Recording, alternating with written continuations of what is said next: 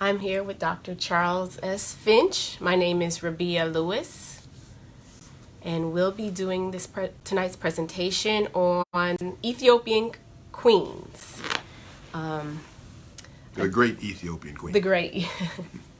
All right, we're going to pretty much just jump right in. I'll just give a little background again. I'm with the Egyptian scholar and historian, Dr. Charles S. Finch, tonight. We've been doing a lot of these Facebook Lives throughout the summer. We're doing them. We're going back to doing them, or we're going to start doing them about twice a month now, or every other week. But we do them typically on Tuesday nights at 7 p.m. So we love to have as many of you join us as possible. But I'm about to turn it over to Dr. Finch so he can get started on the great Ethiopian queens. Thank you very much, Rabia. First, it's important to know when we talk about Ethiopia what we're talking about, okay?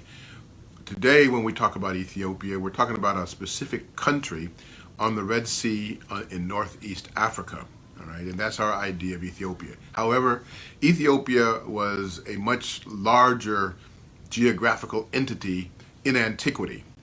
And actually, there were other names for it even before it took the name Ethiopia. Ethiopia is actually a Greek name, a Greek word. It means land of the sunburnt faces. Land of the sunburnt faces, because this is how the Greeks perceived the people who they called the Ethiopians, all right? And it was more than just what we today call Ethiopia. When the ancients talked about Ethiopia, it included parts of what is now Upper Egypt, the Sudan, Ethiopia today, and Saudi Arabia, as well as Libya. Let's not forget Libya. So it was a much greater extent. And Ethiopia had a certain legendary character, you might say, certainly among the Greeks. Now, we're talking about the great queens of Ethiopia, and we want to start perhaps with a little bit of the great mythological figures, great female mythological figures of Ethiopia. One of whom would be Andromeda. Now, Andromeda is was the daughter of Cepheus. We mentioned Cepheus before because Cepheus is a constellation that circles around the North Pole.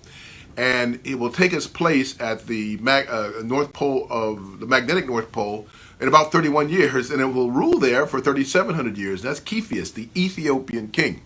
His daughter is Andromeda, and that's who we'll focus on. Okay, Andromeda is always represented, at least in ancient times. I'm not talking about modern times, ancient times, as black skin, and she was famous for, mythologically, she was famous for being rescued by Perseus, because she was she was almost she was chained to a rock so that a sea monster could come and claim her. And there was a reason for that. But Perseus came and killed the monster and claimed Andromeda, all right? And she is actually very close to her father out, in the heavens, so to speak. And so she is one who is very well known. The other one is called Medea. And Medea's father was Aeetes, and Medea and her people were Colchians. Now, the Colchians were described by Herodotus as black-skinned and woolly-haired. So you say, well, that must be Africa. No. Colchis was in what is now, Turkey, all right? Where black people were situated, both nationally and ethnically, was beyond what we think of as continental Africa. In any case, Medea was a magician, and she helped. She was not Perseus. I already talked about Perseus. Anyway, sorry. She was a famous mythological personage who was of Ethiopian origin and was known by the Greeks as such. Now, historically, when we start talking about historically, the first known or the first famous Ethiopian queen known to history was Makeda. Makeda was queen of what is now called Saba or Sheba, all right? She was the queen of Sheba, all right? And she inherited the throne from her father. And she ruled over, as I say, Ethiopia that stretched from what is now Ethiopia all the way across Yemen and into Arabia, Syria, northward into what we think of as Libya, even into southern Egypt. She reigned for 50 years. And she had established trade relationships with Solomon. And of course, there's a famous story in the Bible about how she got curious about Solomon because his reputation and his fame began to spread beyond Israel. And there is a story that she went to visit him with her entourage, her vast entourage. And of course, she was welcomed with all due honors as a visiting monarch. In fact, as a visiting monarch, because she ruled a country larger and far more powerful than Israel was at this time. That was about 1000 BC, okay, 1005 BC. And there's, of course, a story that she and Solomon became enamored with one another to such an extent that they actually produced a child, a son, by the name of Menelik, all right? Menelik went back to Ethiopia with his mother, and the Ethiopians today claim descent from that same Menelik. All right, Menelik, and that's a 3,000-year history. That's the thing about Ethiopia all the way up into the time of Haile Selassie, to the end of Haile Selassie. It was a 3,000-year dynasty, the longest dynasty in history anywhere. Wow. And even now, Menelik is an important name in Ethiopian history, and the Ethiopian royalty traced their origins back to Menelik, who was the son of Solomon and Makeda, or Solomon and Sheba. And so the Ethiopians, therefore, claim Solomon as one of their ancestors or one of their ancient kings, you might say, ancient rulers, through Makeda. And Makeda ruled the Queen of Sheba. And remember, Sheba, as I said, would have been not only what we think of as Ethiopia, but also what we think of as Saudi Arabia and Yemen, all right? Now, Saudi Arabia and Yemen back then didn't look like what they look like now. They were Ethiopian looking, okay? We could spend a lot of time talking about that. They were fundamentally Ethiopians. And Ethiopia, that was part of Ethiopia. That was considered, in fact, Eastern Ethiopia, all right? So Makeda was famous in history as the Queen of Sheba. And especially that interlude, as it were, between her and Solomon that produced Menelik, that started a 3,000-year dynasty. They call it the Solomonic dynasty in Ethiopia. Now, let's kind of go forward from there. Let's even go into what we call Cush, because back in the time we're talking about, there was no name Ethiopia given to Ethiopia. That was later. The Greeks gave what we call Ethiopia that name.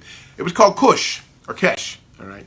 And Cush is what encompassed what is mostly now thought of as the northern Sudan and parts of Ethiopia. Now, Cush is important at very important times in the history of Northeast Africa. Ancient Egyptians came from Cush. Mm-hmm. They're originally Cushites, okay? They came from the south, all right? And Cush established its own kingdom, several times. One was in 3000 BC, and the other one was about 800 BC, all right? Anyway, Cush is what we think of when we think of what became Ethiopia.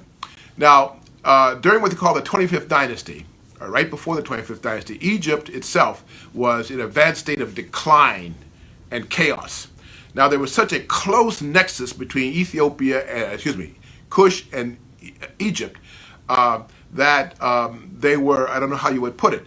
In other words, it was kind of like England and Scotland, if you will. All right, that's the closest I can come as an analogy.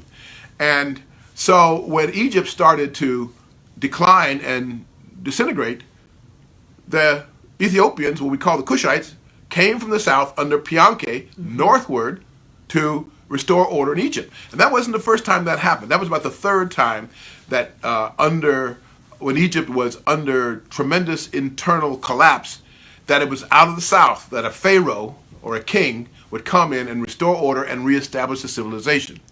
Pianke, from, again, what we think of as Cush or Ethiopia, the northern Sudan, did the same thing. And by that time, the most important after the king, the most important individuals in Cush were his sisters or his mother.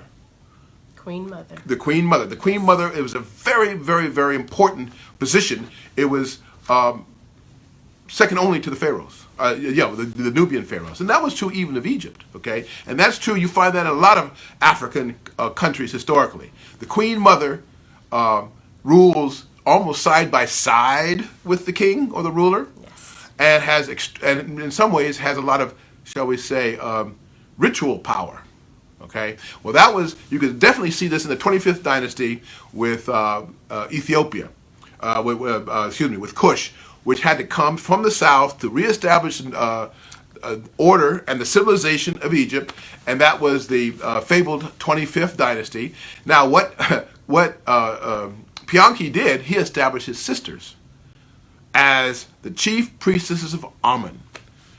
Now, that's like the Pope of ancient Egypt.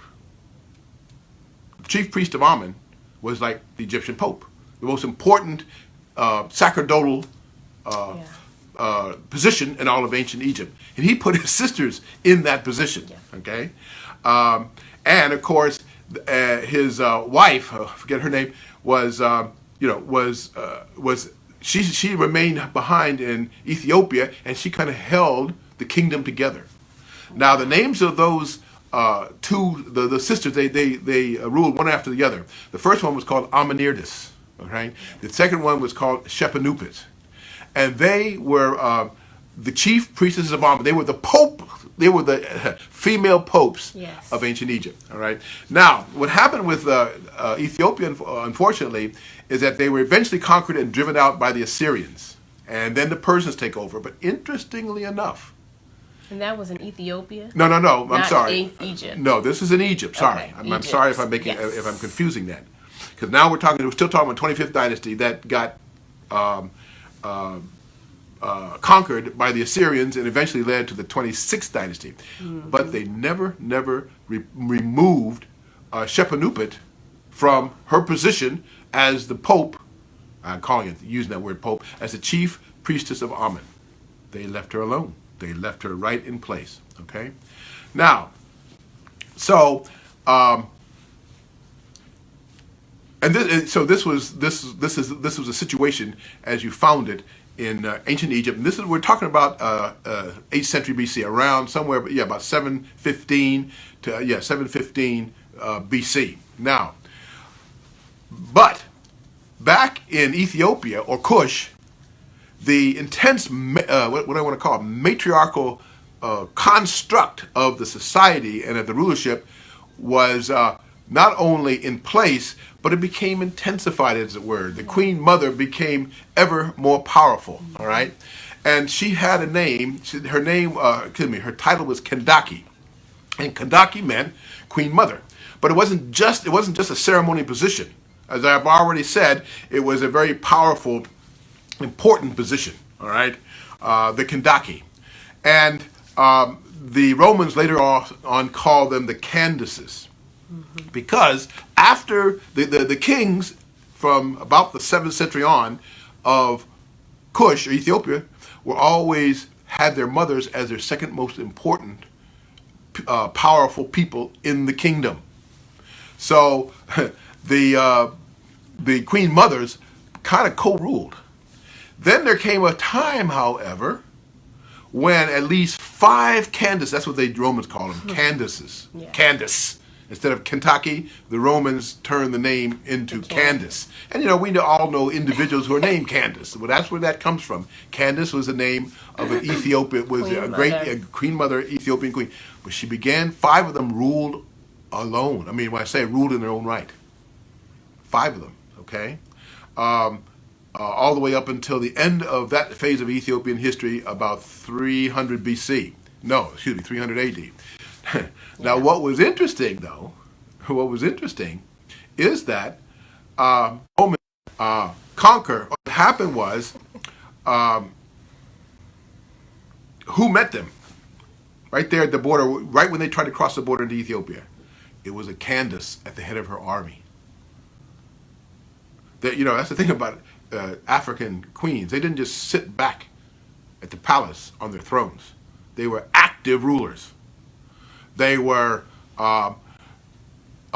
rulers in every sense of the word, and they were generals. They would go out in front of with their armies, at the head of their armies, against any enemy. And when the Romans came down to Upper Egypt and were crossing the border, who did they meet? They met Candace. Mm-hmm. Now Candace destroyed the Roman garrison in Upper Egypt. Now I'm not saying she won the war, because the Romans came back and it went back and forth. But the Kandaki fought the Romans, and it basically a standstill. Now they had to retreat because the Roman power was supreme at that time, but the Romans didn't follow her. Yeah. They didn't follow to Napata. Napata was the capital of Ethiopia at that time. They didn't try to go down that far because they knew that they would never come back. Because you see, you got to understand what the topography of Ethiopia and Egypt was. It was desert, and you had to know the desert and know how to fight in the desert. And the Romans didn't know how they could come down to Upper Egypt, and that was about as far as they could go. Upper Egypt being the south, by the way. It's worth digressing to say, for the Egyptians, up was south, down was north. Mm-hmm. Why? Because of where the Nile come from. The Nile came from the south. Okay, so everything that connoted first, chief, and upper was southern. In fact, the Egyptians themselves came from the south. All right. So when we talk about Upper Egypt, we're talking about southern Egypt. All right. So the Romans came, they met Candace, and Candace fought them basically to a standstill. And I can't say she defeated them as such, but the Romans thought better of trying to pursue her into into Ethiopia, down to her capital, and kind of backed away and just contented themselves with dominating Egypt. All right, and that's kind of what they did. Those Candaces, therefore, are very, very inspiring historical figures. All right, when we start talking about the great queens of Egypt and Ethiopia. By the way, let me kind of backtrack a little bit, because there were a couple of other great queens of Egypt who were of Ethiopian extraction. And I kind of glossed over them, but it's worth mentioning them, at least two of them. One was called Amos Nefertari. Why mention her? Because she was the founding ancestress of the 18th dynasty. The 18th dynasty was considered the most, the most glorious dynasty of any country anywhere. And she was the founder. Now, she didn't rule by herself, but she kind of overshadowed her husband, because she was such a powerful, dynamic figure. And afterwards, Egyptians always had a reverence and a reference to her. Amos Nefertari, in fact, I think eventually she was deified. Okay. And I know also that she was deified partly because of her black skin. Black skin. She was definitely black skin. They idolized the blue black color. Well, I mean, because Kemet. Yeah. The name Kemet means the black land, and the people are Kemiu, which means the black people. You see, we don't have to get into this argument about whether these are black people or not. That's a false argument and always have been. You talk about fake news. That's fake history, all right? We can talk about that at another time if we wanted to. But the other one, one of the most extraordinary individuals in all of history, was Hatshepsut. Oh, yes. Now, Hatshepsut, again, now this goes back to the 18th dynasty. Of Egypt. Egypt, sorry. Now we're in Egypt. But she ruled as Pharaoh for 20 years. Not as king. Not as queen. As Pharaoh. Yeah. As a male. Yes, she used to. She had. She was married to a king. Tutmosis III, and she had children. But when she was ruling alone or in her own right, she used to wear a false beard, because she was ruling as Pharaoh. There were actually 4 female pharaohs in the 4,000 year history of Egypt. And she is the most famous and the most dynamic and the most powerful one. She is the one that left her greatest imprint on the history of Egypt at that time and in subsequent history. The problem is she stood in the way of the man who would become the most powerful king in all of Egyptian history, Tutmosis III, and she was his aunt, and he hated her because she was so strong, so dynamic. He saw her as keeping him from the throne. And she did. Yeah, and she did. Because, he was supposed to. Yeah, but, he hated her, but he was not able to overcome her rule for 20 years. And we don't know what happened to her. What I think happened is that when he was finally strong enough to assert his place and position, I think he just exiled her. Because she just kind of disappears from history. One thing you didn't do, you didn't do what they call regicide on somebody, because especially a woman, especially the queen, because see, that's what I haven't said also. The rulership in Egypt, as Ethiopian, came down through what? The women. In other words, if you were going to be pharaoh, you could be anybody in the royal family, but you had to be married to the great royal wife presumptive, because the kingship, the rulership, the throne came down through the women. The women were sacrosanct in that way. All right, and you see that in other parts of Africa, by the way. But so even if the pharaoh was the ruler, he ruled by virtue of his marriage to the great royal wife presumptive, and she was a line of queens that had come down, and you had to marry her. Okay? And Hatshepsut would have been one of those. And she just was so powerful, strong, and dynamic, she kind of pushed, I guess you might say, asserted herself up to the pharaonic position. So Tutmosis, though he hated her with a passion, he couldn't execute her. It'd be worse saying her father groomed her for that. Yeah, position, yes, though. he did. It wasn't just she just got out of her place or anything like that.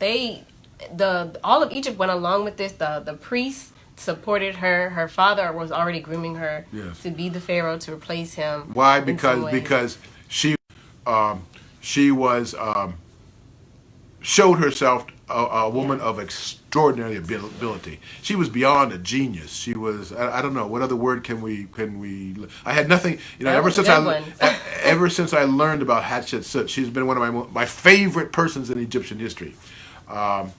And she was more dynamic, more powerful than anybody else who could have possibly ascended to the throne. And her father, you're right, he's right, she was her father's favorite in every way, both personally as well as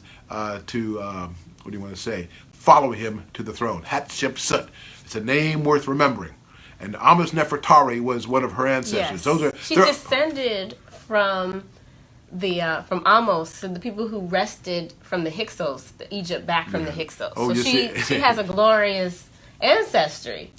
You see, right? I love that dynasty. We could spend a year following up on what Rabia is alluding to here, so I'm just trying to focus on the great queens of Ethiopia. So I'm not filling in everything that could be filled in, but when we come to among my favorite historical individuals in ancient Egypt, one is Amos Nefertari. She was beautiful too, by the way, and the other is Hatshepsut. All right, so those are names that one should remember, and one should read about them and study them. All right, because they are, shall we say, paragons of African queenhood. Can I use that term? Turner would like for you to spell her name. Just which one? Who? Hatshepsut. Yeah, I got to see if I got. Let me get this right. H-A-T. Let's see, Hatshepsut. Almost like it sounds. H-A-T-S-H-E-P-S-U-T. Did you get that? Hatshepsut. Yes. Amos Nefertari is A-H-M-E-S or sometimes O-S-E. Nefertari. F-N-F-E-R-T-A-R-I. Nefer means beautiful. Ari means to dwell in. Yes, so that's right. And so that means to dwell in beauty. Okay.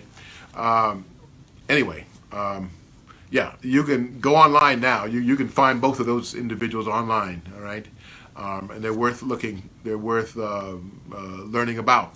And so, and they're of Ethiopian ancestry too, by the way. Yes. One of the things I wanted to be sure to remember to mention, but I haven't so far. Most of the let me see. Many of the pharaohs, you had the great royal wife, okay, there was that. But if, their other queens are Nubian. Oh, wow. Yeah, Nubian. That's why, that's why there was such this nexus, if you might say, this close connection between. It was family, yeah. They're just a family. And most of their other wives, in fact, the great royal wives, were of Nubian ancestry as well. We call them Nubians. By the way, that word Nubian is late. Yeah, we got Nubian, Ethiopian, Cushite. Yeah. They're interchangeable almost. Thank you. Nubian is actually a word that comes from Egyptian word meaning gold, Nub. And of course, Nubia was a land of gold. They just, some people said that the Nubians just seemed to be could walk on gold because there was so much gold there, at least in the minds of the people of antiquity. So they called it Nubia, but that was late. That was Roman times. Before, it was Ethiopia, it was Cush. Those were the names, and Ethiopia is even late. That's a Greek word meaning, as I say, land of the sunbird. Before that, it would be Cush, and but as I say, even the name what Ethiopian encompass is far more than what Ethiopia is today. And we've already talked about that.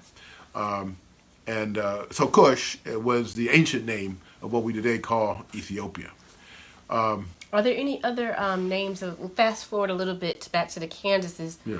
Do you know any of the other names of any of the Candaces? We said Amirdas. Amanirdis. Shepenupet. Shenaktaketi. I'm surprised I even remember that. Shenaktaketi was another one.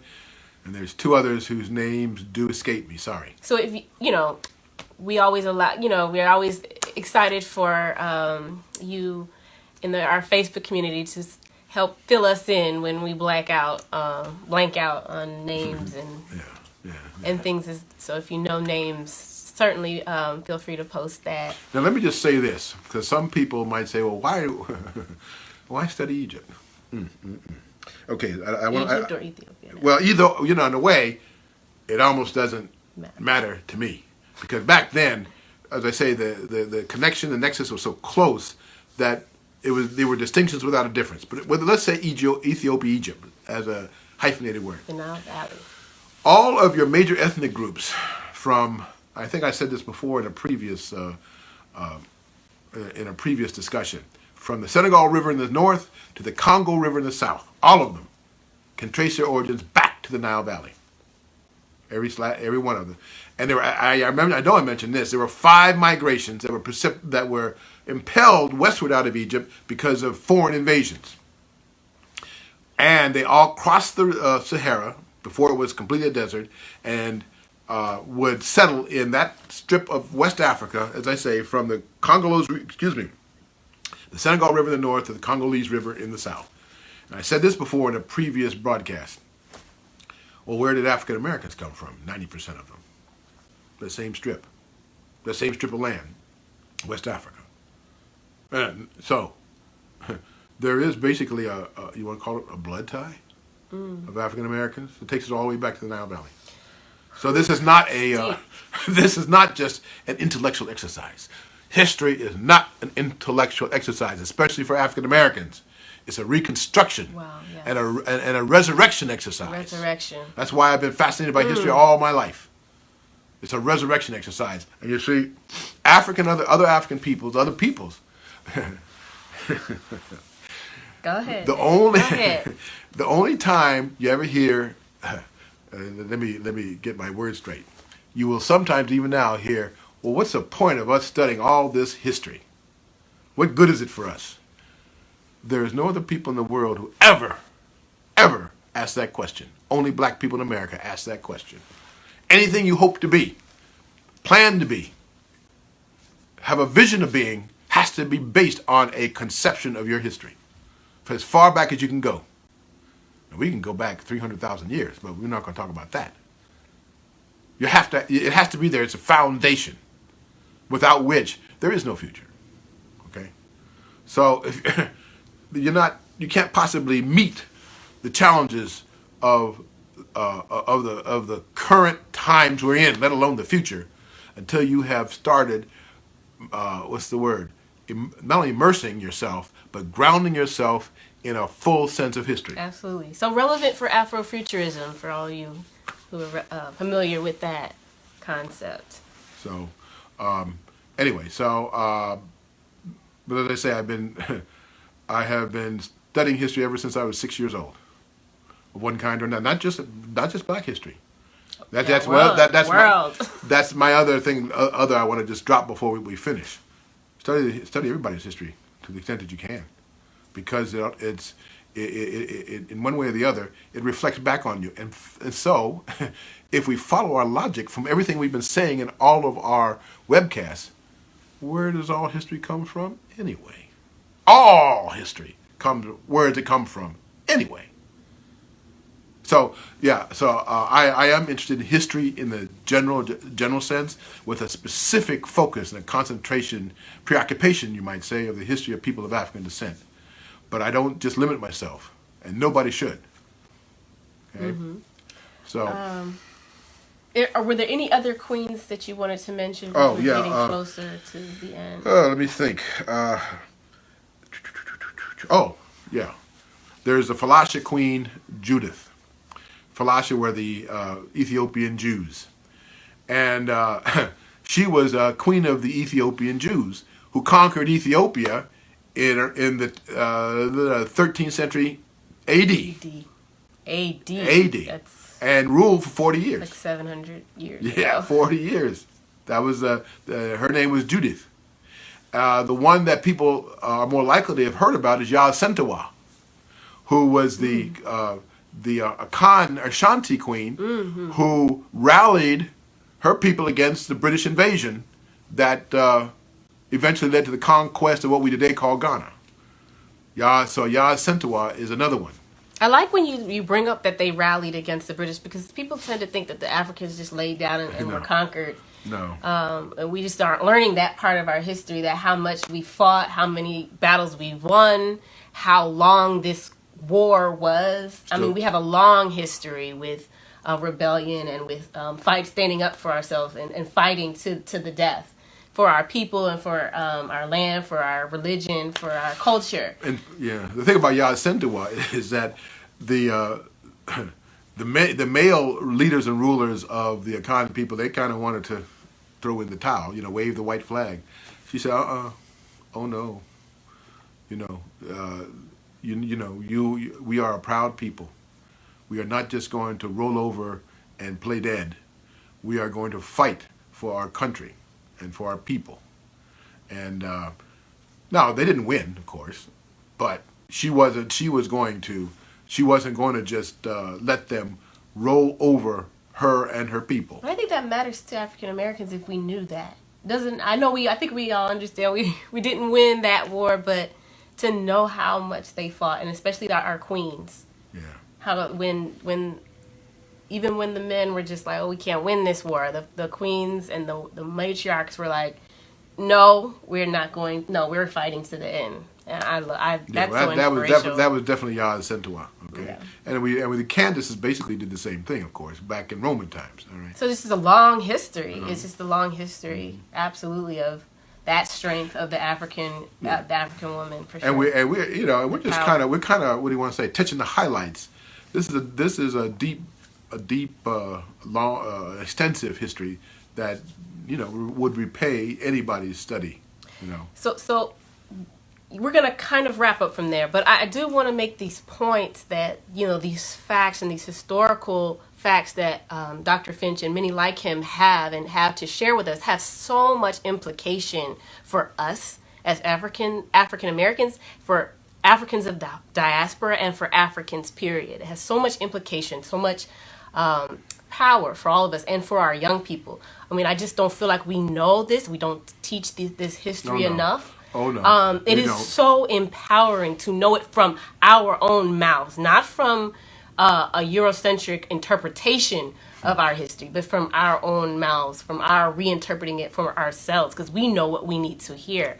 And so this is part of the work that we're doing, where we have Dr. Finch coming and speaking live with you all, and we hope that you guys will share this information. We're going to be uploading all of these live videos on YouTube in our archives. Just bear with us as we get them all uploaded, because we actually are editing some of them as well. So again, Dr. Finch has over 30 years of lecturing, of teaching, of writing books. I don't question any of his knowledge. I would hope that You no one does, because he's so thorough. Yeah, but you should question. And you then, can, yes, but but if you're going thorough. to question, then go back and study yourself. Find out whether there's anything to question. Don't just question it and not have anything to question it with. You understand what I'm saying? And his knowledge is so encyclopedic. I keep saying that because, I mean, he wows even academians. They have a hard time debating with him because he just knows so much. And so I'm just so honored to bring him here for anyone, whether they've ever heard Dr. Finch speak or not before. I'm just so happy that to have this opportunity to do this. Again, we will be back in 2 weeks on Tuesday at 7 p.m. So not next Tuesday, but the Tuesday after that. And we'll be coming up with a topic before then. So if you enjoy these live, because we try to interact with you as well, if you have questions, please be back on Tuesday at 7 p.m. We're going to post it so you can share it. And also we will upload. He has a channel, Charles S. Finch channel on YouTube.